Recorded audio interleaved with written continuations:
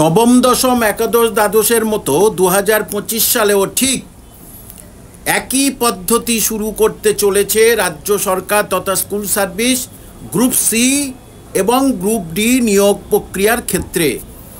অর্থাৎ এখানেও সেই একইভাবে অযোগ্যদের এবং চাকরিহারাদের সুবর্ণ সুযোগ করে দেওয়ার সেই যে জঘন্য পদ্ধতি কিন্তু আবার অলরেডি তৈরি হওয়ার পথে।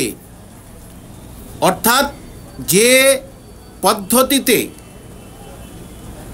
মানে নবম দশম একাদশ দ্বাদশ ছেলে মেয়েদের বা পরীক্ষার্থীদের বেশি বেশি করে সুযোগ দেওয়ার যে পদ্ধতি অবলম্বন করেছিল, সেই পদ্ধতি কিন্তু আবার আপনারা যারা গ্রুপ সি দেবেন তাদের ক্ষেত্রে, যখন গ্রুপ ডি আগে 2016 সালে কী ছিল, জিকে 15, কারেন্ট অ্যাফেয়ার্স 15, অঙ্ক 15, ইন্টারভিউ 15, অর্থাৎ 50 নম্বরের মোট পরীক্ষা হয়েছিল। খুব সাধারণ মানের কিন্তু পরীক্ষা হয়েছিল গ্রুপ ডি।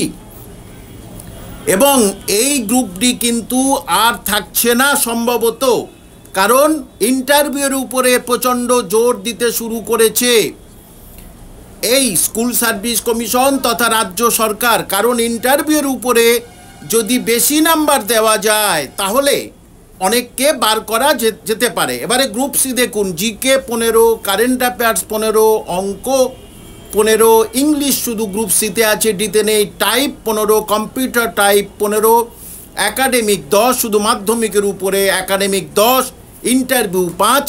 এখানেও কিন্তু দেখবেন এই যে ইন্টারভিউয়ের উপরে নাম্বার বাড়াতে চলেছে এবং একাডেমিক হয়তো বা তুলে দেবে, দিয়ে টাইপ টেস্টের উপরে দেখবেন বেশি নাম্বার দিচ্ছে। কারণ আগে যেমন ইন্টারভিউয়ে 20 ছিল নবম দশম একাদশ দ্বাদশ, এবার যদি টাইপ টেস্টে যদি বেশি নাম্বার দেওয়া যায় তাহলে মনের মতো ব্যক্তিদের খুব সহজে কিন্তু সেখানে নিয়োগ করতে পারবে।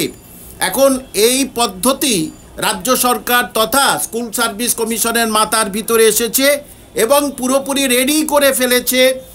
আর 1 সপ্তাহ কি 1.5 সপ্তাহের মধ্যে আপনারা কিন্তু বিজ্ঞপ্তি পেতে চলেছেন।